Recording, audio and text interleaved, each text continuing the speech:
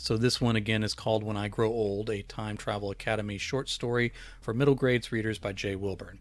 If you like what you read, check out the Time Travel Academy books. Dizzy Viajera never planned to be a time traveler, but now she and her new friends from the year 2225 must work together to preserve the past, protect the present, and save the future.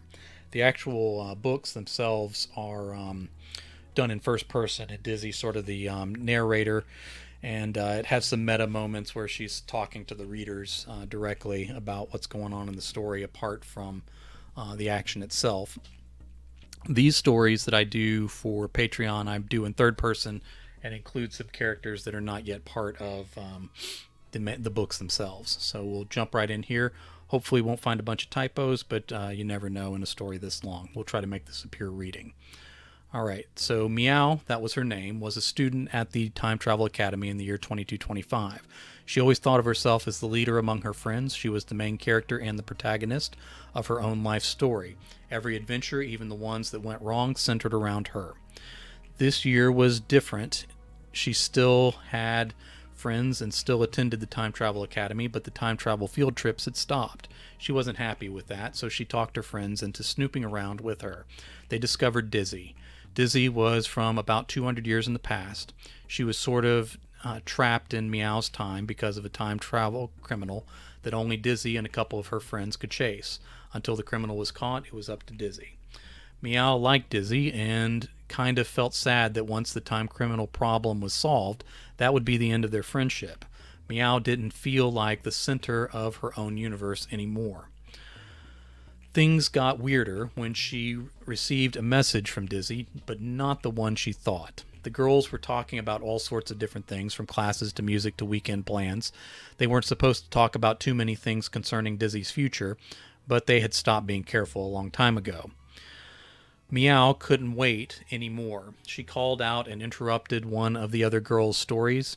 I have to go to the bathroom. I'm going to be a while because I don't feel good. Everyone got quiet and stared. Dizzy finally said, I like that you're comfortable sharing, but that may be something we didn't want to know.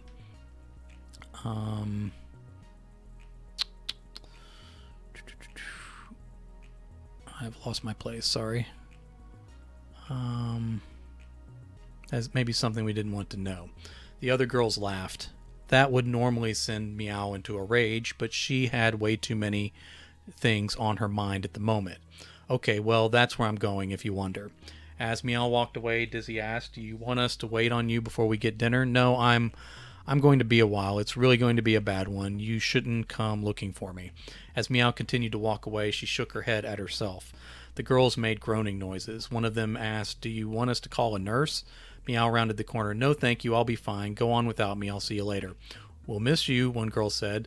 And remember you as you were in life, Dizzy added. The other girls laughed, but Meow didn't get it. Dizzy wasn't really mean. She might be the least mean of all of Meow's friends. Meow thought she herself might actually be the meanest of her friends. I could change that, but I'm not going to. She passed the bathroom and took one of the back elevators down to the ground floor. It was quite a journey since the Time Travel Academy was a mile high and a mile wide on every side.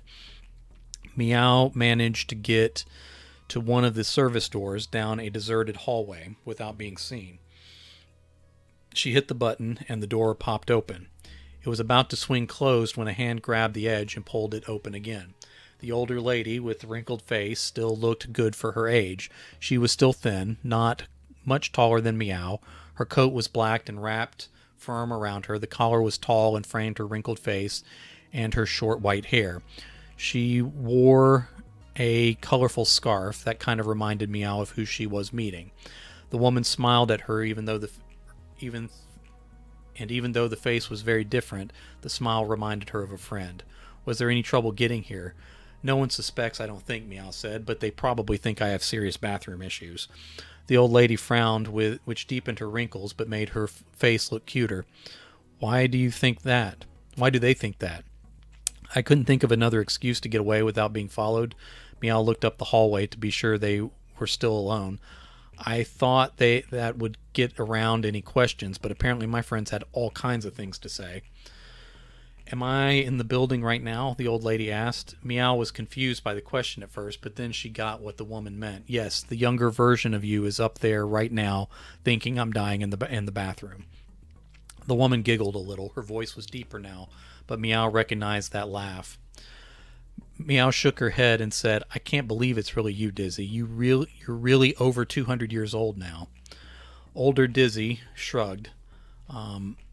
200 isn't as old as it used to be. Right, but you're way older than 200. Like, you must be...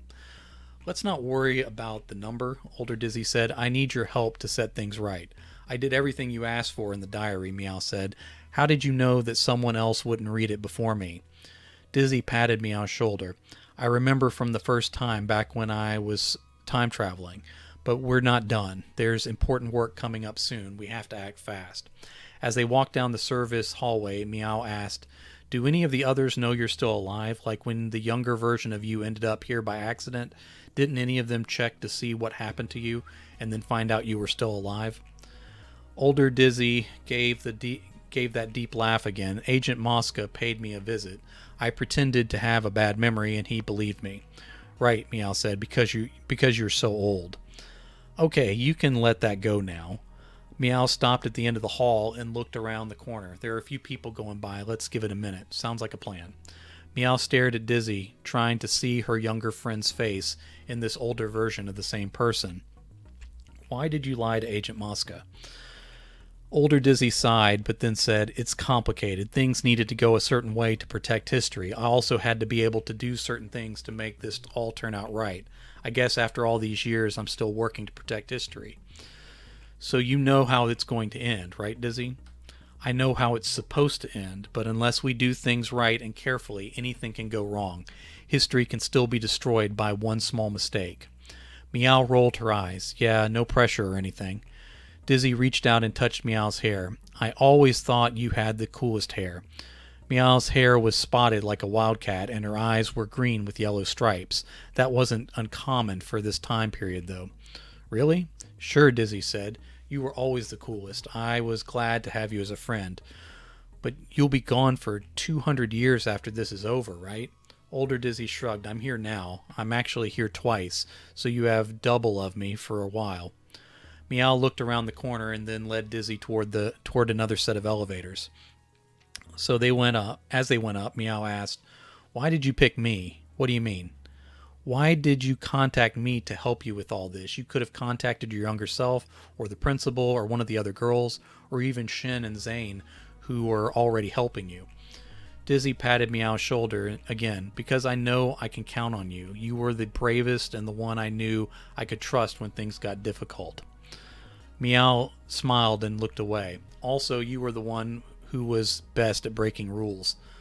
Meow laughed. If I was that good, I wouldn't get caught so much. Dizzy shrugged. Yeah, maybe. I like your colorful clothes you used to wear. When did you start wearing all black? Older Dizzy laughed again. She pulled at one corner of her scarf and said, I found color sometimes works better as an accessory. They left the elevator, and Meow got Dizzy to Meow's room unseen. Older Dizzy immediately went to the image from her diary open in the hologram above Meow's computer. I haven't seen these pages in years. Well, I've been studying them more than my homework. It's a lot to take in, Dizzy. I don't know what to do with it. One thing at a time, Older Dizzy said. The first thing we need to do is get a note to my younger self before the next mission. Meow rolled her eyes. Again, if that's what we were going to do, then you should have just told younger you when you first contacted me. Older Dizzy shook her head. I know I'm asking a lot of you, but it has to be this way. If we do the wrong thing, history has changed and the universe could suffer great consequences. Okay, what is this world-saving note you need me to give to your younger self? It took a while for them to find a piece of paper they could use. Most things were paperless now, not great for writing secret notes. Finally, they found something that used to be a food wrapper. Dizzy and Meow spoke about many things as she wrote line after line. The next morning, Meow waited at the corner of the hallway that led to the time chamber. Shin and Zane passed first. They were all wearing strange costumes for whatever time period they were going back to. Dizzy approached, and Meow waited. Koi, one of Meow's friends, tapped her shoulder and asked, "You still hanging around the bathrooms?" Meow startled. She looked up and saw she really was standing by a bathroom. This was how terrible nicknames got started. She was too busy to deal with Koi or anyone else. "Not now, I'll talk to you later." Koi shrugged and went the other way. "It's nothing to be embarrassed about. Just go to the nurse if you're having trouble." Meow sighed and turned to see younger Dizzy's back. She was in costume too and was headed to the time chamber. Meow ran out from cover and she slipped the paper into one of Dizzy's big pockets in the costume and quickly walked the other way. Meow walked right past Principal Chance, Agent Mosca, and Dr. Roman Oliver, who were also headed to the chamber.